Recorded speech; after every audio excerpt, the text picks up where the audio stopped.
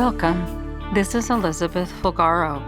With me today is Chaplain Lisa Northway, U.S. Army. Chaplain Lisa, I'm so excited that you're here. Thank you for being here. Can you tell me a little bit about yourself? Sure. Right now, I am serving as the Garrison Family Life Chaplain at Fort Hood, Texas. And it is the sweet spot of my ministry. I've been a chaplain since 2005, been part of the U.S. Army chaplaincy since 1988. And after I've been a chaplain for about 10 years, and this is common, if you've been a chaplain for about 10 years, you can be selected for advanced civilian schooling. And that offer was to be enrolled in a master's in marriage and family counseling psychology, which really gets after the deeper needs of our service members, civilians, and their loved ones.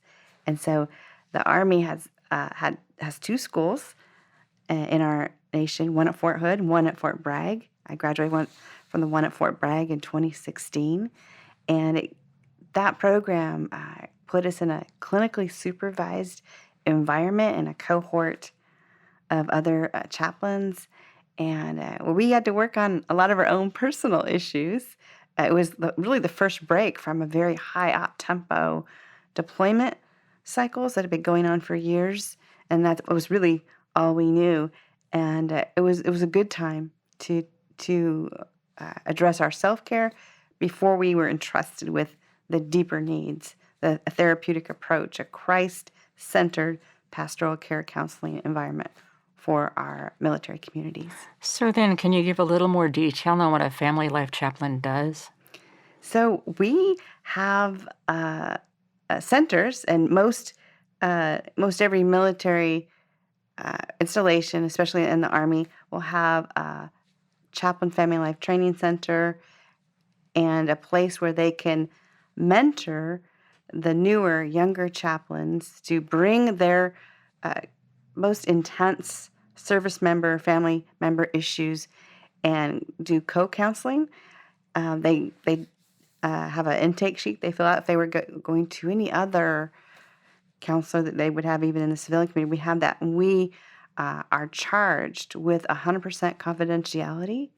We do have mandatory reporters, of course, in the military community, but if someone is looking for a safe place to really unpack the really tough stuff, maybe some very shame-filled situations, or a place where they're not sure what they need to become whole and to be healed for life and family and those things, they can come there and we can make a plan and we go after that. I do feel it is my job, it is my role to be in a place where we can reduce the shame so hard words can be spoken, and at that moment, in these moments, is where I'm going to be spiritually curious to find out what God is already doing.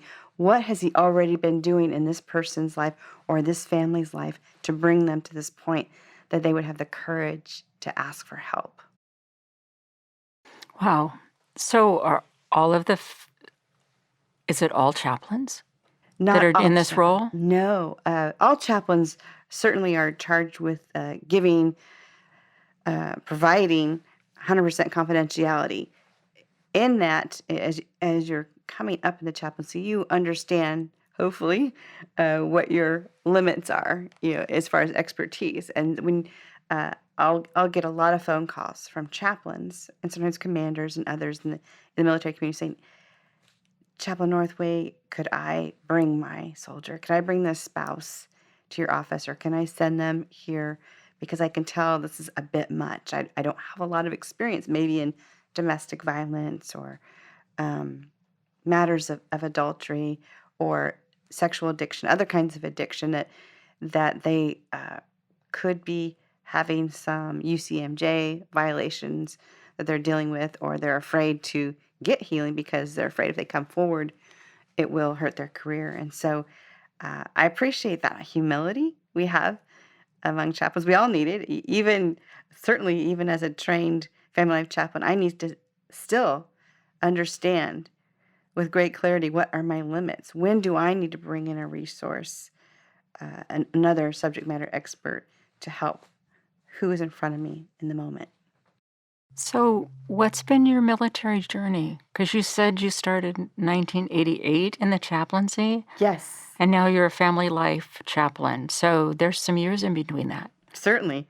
And I can tell you, when I received my calling, I definitely had an altar experience in my home church of Modesto, California, and I had a number over the years since that time, had a number of confirmations that kept me on the path, not from a military family, but I did know that military chaplains existed because I had a step uncle who was active duty Army in my same denomination. And I think the curious thing for me then was that we had people from a very thriving college and career group at church who would go away to the military.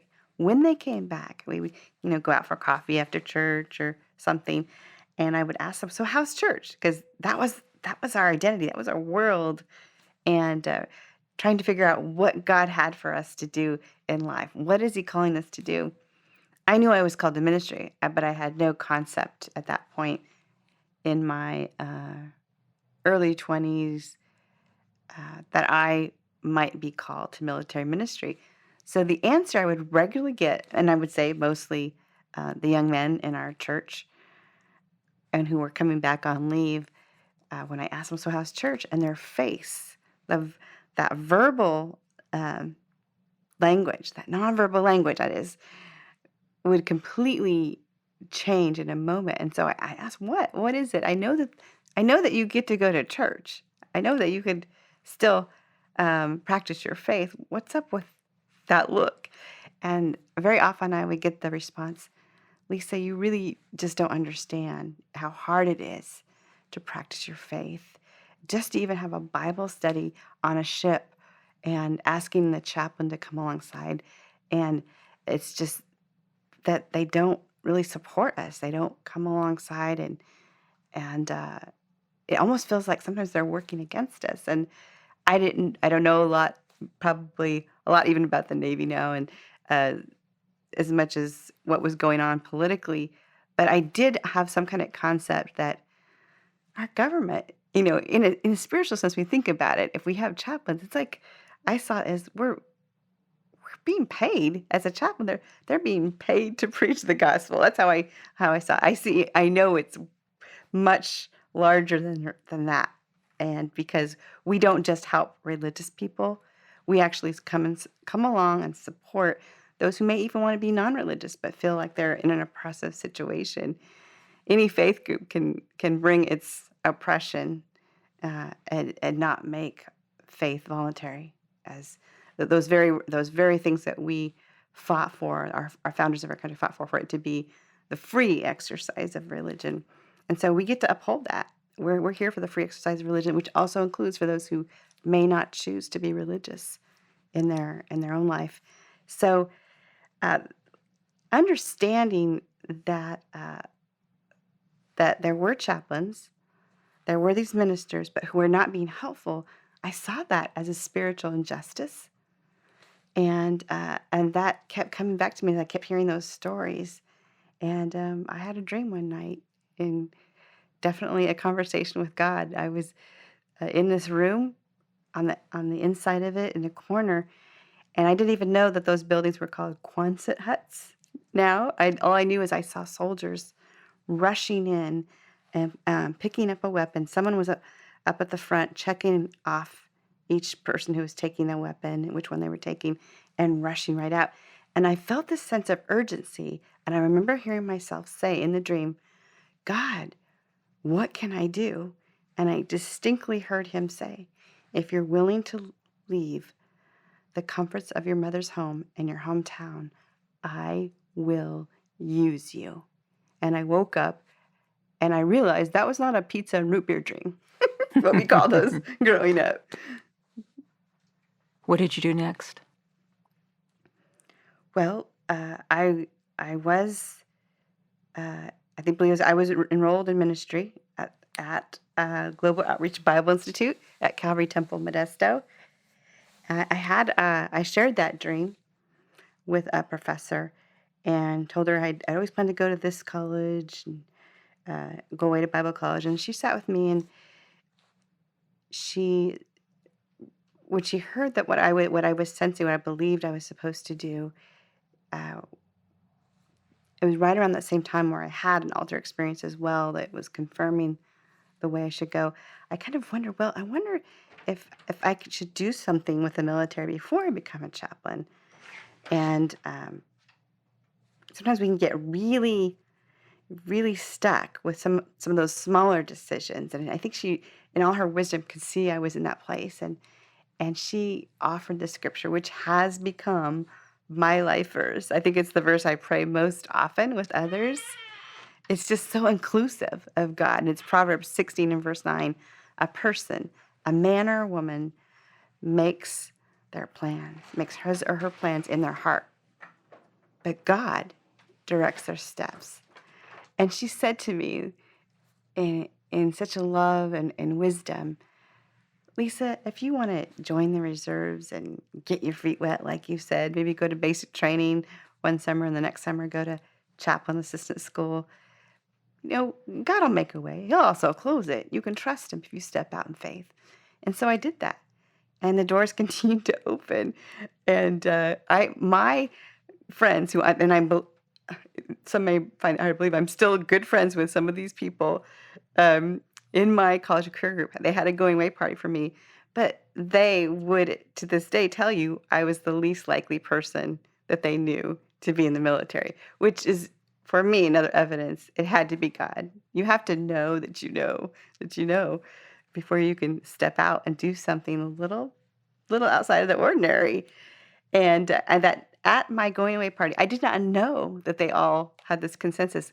Hey, Lisa, just enjoy tonight. We know you'll be back in a few weeks. There's no way you can do this. And I remember just being stunned. These people who love me already don't think I'll succeed at this, and yet they're willing to give me a going away party in good fun. What an amazing beginning.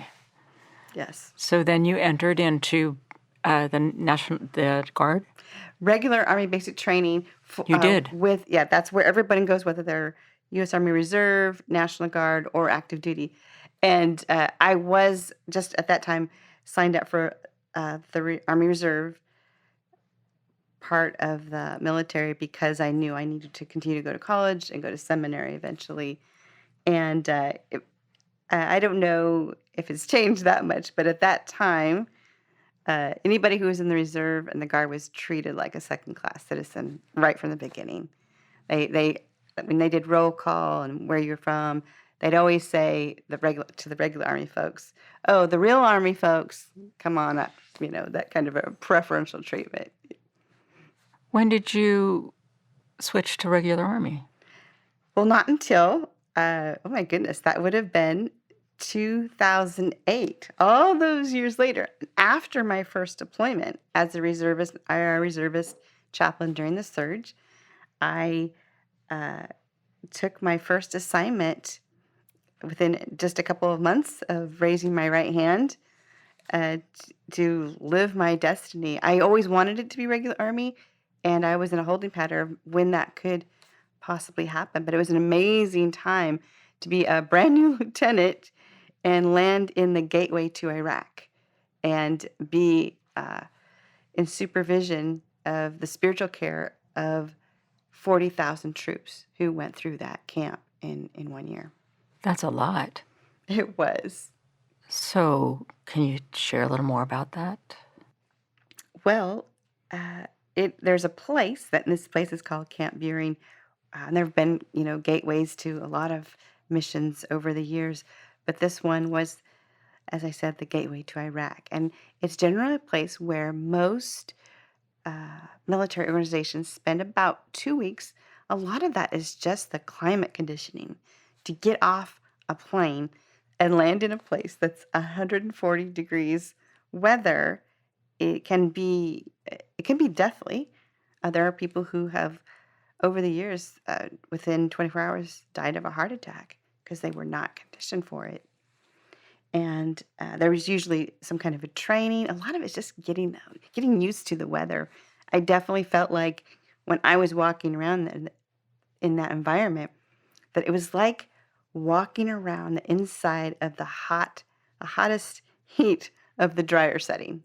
And that's my existence. That's your existence when you're out there.